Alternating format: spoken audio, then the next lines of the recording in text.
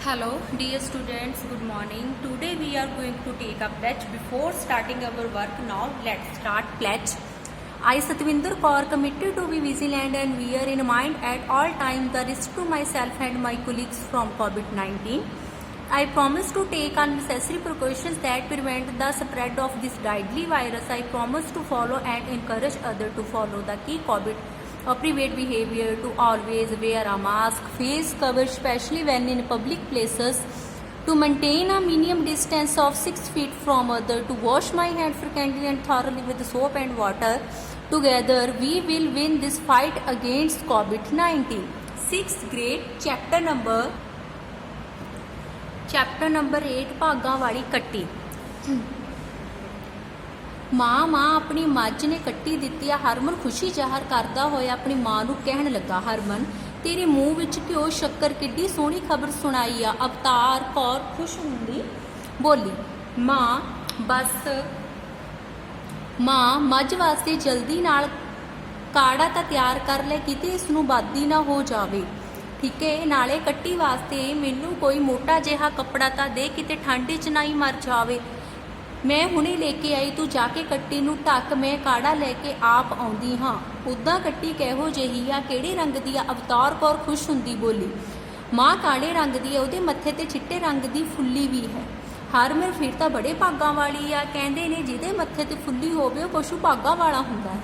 ਹਰਮਨ ਇੱਕ ਮੋਟਾ ਜਿਹਾ ਫੁੱਲ ਲੈ ਕੇ ਹਰਮਨ ਕੀ ਆ ਫਿਰ ਕਰਦਾ ਏ, ਇੱਕ ਮੋਟਾ ਜਿਹਾ ਝੁੱਲ ਲੈ ਕੇ ਚਲਾ ਜਾਂਦਾ ਹੈ ਤੇ ਕੱਟੀ ਨੂੰ ਢੱਕ ਦਿੰਦਾ ਹੈ, ਜੋ ਠੰਡ ਨਾਲ ਕੰਬ ਰਹੀ ਹੁੰਦੀ ਹੈ।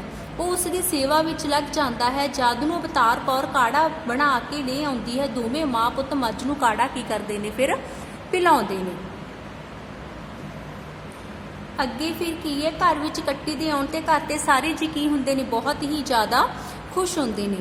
ਰੂਬਲ ਜੋ ਹਰਮਨ ਦਾ ਬੇਟਾ ਹੈ, ਉਸਦਾ ਸਾਰਾ ਦਿਨ ਹੀ ਕੱਟੀ ਨਾਲੋਂ ਕੀ ਕਰਦਾ ਰਹਿੰਦਾ ਹੈ, ਖੇਡਦਾ ਰਹਿੰਦਾ ਹੈ।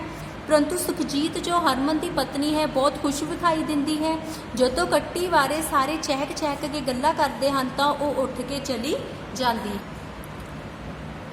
ਠੀਕ ਹੈ, ਉਹ ਤੋਂ ਬਾਅਦ ਸੀਗਾ ਇੱਕ ਰਾਤ ਹਰਮਨ ਅਤੇ ਸੁਖਜੀਤ ਵਿੱਚ ਬਹੁਤ ਬਹਿਸ ਹੁੰਦੀ ਹੈ। ਦੋਵੇਂ ਜੀ ਇੱਕ ਦੂਜੇ ਨੂੰ ਕੁੱਟ ਕੇ ਬੋਲ ਰਹੇ ਹੁੰਦੇ ਹਨ। ਸੁਖਜੀਤ ਕਹਿੰਦੀ ਹੈ, ਬੰਦਿਆਂ ਨਾਲੋਂ ਪਸ਼ੂ ਚੰਗੇ ਹੁੰਦੇ ਹਨ, ਜਿਨ੍ਹਾਂ ਦੇ ਆਉਣ ਦੇ ਘਰ ਵਿੱਚ ਖੁਸ਼ੀ ਮਨਾਈ ਜਾ ਰਹੀ ਹੈ। ਮੈਂ ਕਹਿੰਦੀ ਹਾਂ ਕਿ ਵਿਗਾੜਿਆ ਸੀ ਉਸ ਅਣਜੰਮੀ ਮਾਸੂਮ ਬੱਚੀ ਨੇ, ਜਿਸ ਦਾ ਤੁਸੀਂ ਇਸ ਦੁਨੀਆ ਵਿੱਚ ਆਉਣ ਤੋਂ ਪਹਿਲਾਂ ਹੀ ਗਲਾ ਘੁੱਟ ਦਿੱਤਾ ਸੀ। ਠੀਕ ਹੈ, ਫਿਰ ਦੋਨਾਂ ਵਿੱਚ ਬਹਿਸ ਹੁੰਦੀ ਆ ਇੱਕ ਬੱਚੀ ਤੇ ਡੰਗਰ ਨੂੰ ਲੈ ਕੇ।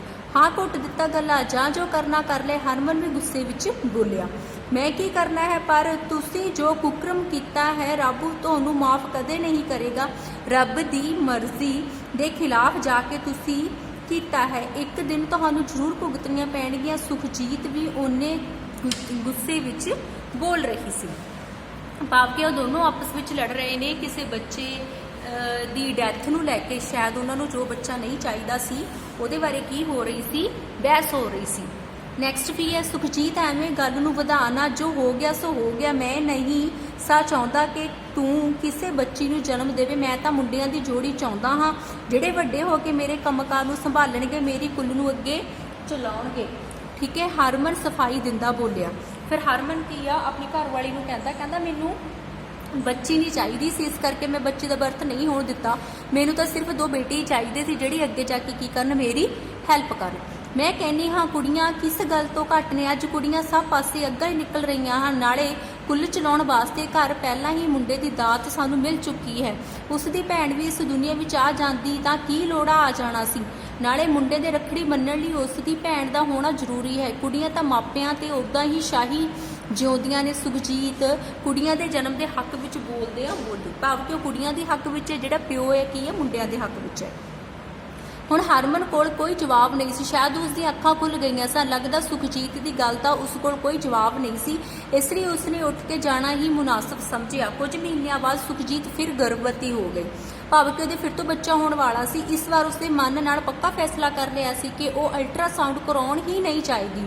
ਉਧਰ ਹਰਮਨ ਦੀ ਸੋਚ ਵੀ ਬਦਲ ਗਈ ਸੀ। ਭਾਵੇਂ ਉਸਦੀ ਮਾਂ ਨੇ ਕਿਹਾ ਸੀ ਕਿ ਟੈਸਟ ਕਰਾ ਲਵੇ, ਪਰੰਤੂ ਹਰਮਨ ਨੇ ਮਾਂ ਨੂੰ ਝਾੜ ਕੇ ਬਿਠਾਇਆ, ਕਿਹਾ ਸੀ, ਮਾਂ ਚੁੱਪ ਕਰਕੇ ਬਹਿ ਜਾ, ਇਸ ਵਾਰ ਮੈਂ ਟੈਸਟ ਕਰਾਉਣ ਨਹੀਂ ਜਾਵਾਂਗੀ। ਮੈਂ ਖੁਦ ਚਾਹੁੰਦਾ ਹਾਂ, ਠੀਕ ਹੈ, ਨਹੀਂ ਇਸ ਵਾਰ ਟੈਸਟ ਕਰਾਉਣ ਦਾ ਨਾਂ ਨਾ ਲਈ। ਮੈਂ ਖੁਦ ਚਾਹੁੰਦਾ ਹਾਂ ਕਿ ਇਸ ਵਾਰ ਸਾਡੇ ਘਰ ਵਿੱਚ ਬੱਚੀ ਜਨਮ ਲਵੇ। ਮੈਂ ਭੈਣ ਭਰਾ ਦੀ ਜੋੜੀ ਚਾਹੁੰਦਾ ਹਾਂ। ਫਿਰ ਜਿਹੜਾ ਉਹਦਾ ਘਰ ਵਾਲਾ ਉਹ ਵੀ ਉਹਦੇ ਨਾਲ ਸਹਿਮਤ ਹੋ ਗਿਆ ਕਿ ਹਾਂ ਸਾਡੇ ਘਰ ਵਿੱਚ ਇੱਕ ਬੱਚੀ ਚਾਹੀਦੀ ਹੈ।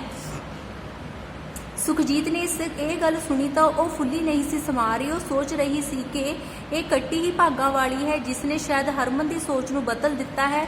ਇਹ ਸ਼ਾਇਦ ਉਸ ਦਿਨ ਹੀ ਬਹਿਸ ਦਾ ਨਤੀਜਾ ਹੈ ਜਿਸ ਨੇ ਹਰਮਨ ਦੀਆਂ ਅੱਖਾਂ ਖੋਲ ਦਿੱਤੀਆਂ ਸਨ। ਠੀਕ ਹੈ ਬੱਚੇ, ਇਹ ਸੀਗਾ ਤੁਹਾਡਾ ਚੈਪਟਰ। ਮਤਲਬ ਕਿ ਉਹਨਾਂ ਦੇ ਕੀ ਹੋਇਆ ਸੀਗਾ, ਦੋ ਹਸਬੈਂਡ ਵਾਈਫ ਨੇ, ਉਹਨਾਂ ਦੇ ਘਰ ਮੱਝ ਸੂਈਏ, ਉਹਨਾਂ ਦਾ ਬੇਟਾ ਆਉਂਦਾ ਆ ਕੇ ਦੱਸਦਾ ਕਿ ਆਪਣੀ ਮੱਝ ਸੂਈਏ ਤੇ ਉਹਨੇ ਕੱਟੀ ਦਿੱਤੀ ਹੈ। ਉਹ ਬੜੇ ਚਾਅ ਲਾਡਾਂ ਨਾਲ ਉਹਨੂੰ ਕਾੜਾ ਵਗੈਰਾ ਦਿੰਦੇ ਨੇ, ਉਹਨੂੰ ਢੱਕਦੇ ਨੇ ਠੰਡ ਨਾ ਲੱਗ ਜਾਵੇ। ਫਿਰ ਉਹਦੀ ਘਰਵਾਲੀ ਉਹਦੇ ਆਪਣੇ ਘਰ ਵਾਲੇ ਨੂੰ ਕਹਿੰਦੀ ਆਪਣੇ ਹਸਬੈਂਡ ਨੂੰ ਕਿ ਆਪਣੇ ਘਰ ਵੀ ਤਾਂ ਬੇਟੀ ਨੇ ਜਨਮ ਲੈਣਾ ਸੀ। ਜਦੋਂ ਆਪਾਂ ਅਲਟਰਾਸਾਊਂਡ ਕਰਵਾਇਆ ਸੀ ਆਪਾਂ ਤਾਂ ਉਹਨੂੰ ਉਦੋਂ ਹੀ ਤੂੰ ਕਹਿ ਕੇ ਮਰਵਾ ਦਿੱਤਾ ਸੀ ਕਿ ਉਹ ਇਹ ਜਾਨਵਰ ਨਾਲੋਂ ਚੰਗੀ ਨਹੀਂ ਸੀਗੀ, ਕਿ ਜਾਨਵਰ ਜ਼ਿਆਦਾ ਚੰਗਾ ਜਿਹੜੀ ਆਪਣੇ ਘਰ ਬੱਚੀ ਆਈ ਹੈ। ਫਿਰ ਉਹਨੇ ਕੀ ਕਿਹਾ, ਉਹਨੇ ਅੱਗੇ ਰੀਜ਼ਨ ਦਿੱਤਾ, ਕਹਿੰਦਾ ਆਪਣੇ ਘਰ ਦੋ ਬੇਟੇ ਹੈਗੇ ਸੀ, ਕਹਿੰਦਾ ਇਸ ਕਰਕੇ ਨਹੀਂ ਮੈਂ ਲੜਕੀ ਨੂੰ ਚਾਹੁੰਦਾ ਸੀਗਾ। ਫਿਰ ਉਹਨੇ ਦੱਸਿਆ ਕਿ ਭਰਾਵਾਂ ਦੇ ਰੱਖੜੀ ਬੰਨ੍ਹਣ ਵਾਸਤੇ ਇੱਕ ਕੁੜੀ ਵੀ ਤਾਂ ਚਾਹੀਦੀ ਆ, ਕੁੜੀ ਦਾ ਹੀ ਦਾਨ ਪੁੰਨ ਲੱਗਦਾ, ਕੰਨਿਆ ਦੇਵੀ ਤਾਂ ਸਭ ਤੋਂ ਅੱਗੇ ਹੁੰਦੀਆਂ ਨੇ। ਠੀਕ ਹੈ, ਇਦਾਂ ਦੀਆਂ ਗੱਲਾਂ ਫਿਰ ਉਹਨਾਂ ਦੇ ਵਿੱਚ ਕੀ ਆਪਸ ਦੇ ਵਿੱਚ ਚੱਲ ਰਹੀਆਂ ਸੀਗੀਆਂ। ਤੇ ਇਹ ਸੀਗੀ ਤੁਹਾਡੀ ਸਟੋਰੀ ਕਿ ਐਂਡ ਦੇ ਵਿੱਚ ਜਿਹੜਾ ਉਹਦਾ ਹਸਬੈਂਡ ਸੀਗਾ ਉਹਨੂੰ ਵੀ ਸਮਝ ਆ ਗਈ ਸੀ ਤੇ ਫਿਰ ਉਹਨਾਂ ਦੇ ਘਰ ਸ਼ਾਇਦ ਬੇਟੀ ਦਾ ਜਨਮ ਹੋਇਆ। ਠੀਕ ਹੈ, ਤੇ ਨੈਕਸਟ ਹੈਗੇ ਨੇ ਸ਼ਬਦ ਅਰਥ।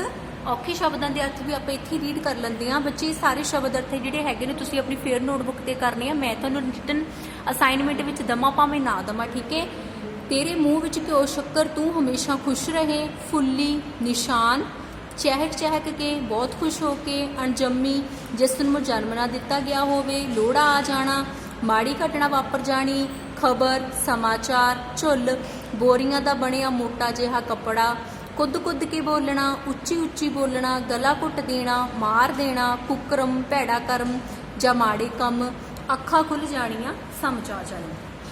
ਬੱਚੇ ਇਹ ਸੀਗੀ ਤੁਹਾਡੀ ਅੱਜ ਦੀ ਸਟੋਰੀ। ਕਹਿੰਦੇ ਵਿਦਿਆਰਥੀਆਂ ਨੂੰ ਇਸ ਵਿੱਚ ਦੱਸਿਆ ਗਿਆ ਸਮਾਜ ਵਿੱਚ ਕੁੜੀਆਂ ਵੀ ਓਨੀਆਂ ਜ਼ਰੂਰੀਆਂ ਨੇ ਜਿੰਨੇ ਕਿ ਮੁੰਡੇ। ਬੱਚੇ ਇਸ ਚੈਪਟਰ ਦੇ ਜਿਹੜੇ ਸ਼ਬਦ ਅਰਥ ਹੈਗੇ ਆ ਤੁਸੀਂ ਚੰਗੀ ਤਰ੍ਹਾਂ ਰੀਡ ਕਰਨੇ ਆ ਤੇ ਇਹ ਸਟੋਰੀ ਨੂੰ ਇੱਕ ਵਾਰ ਤੁਸੀਂ ਦੁਬਾਰਾ ਤੋਂ ਘਰ ਜਾ ਕੇ ਚੰਗੀ ਤਰ੍ਹਾਂ ਰੀਡ ਕਰਨਾ।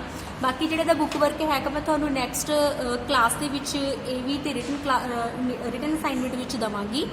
Thanks, have a nice day.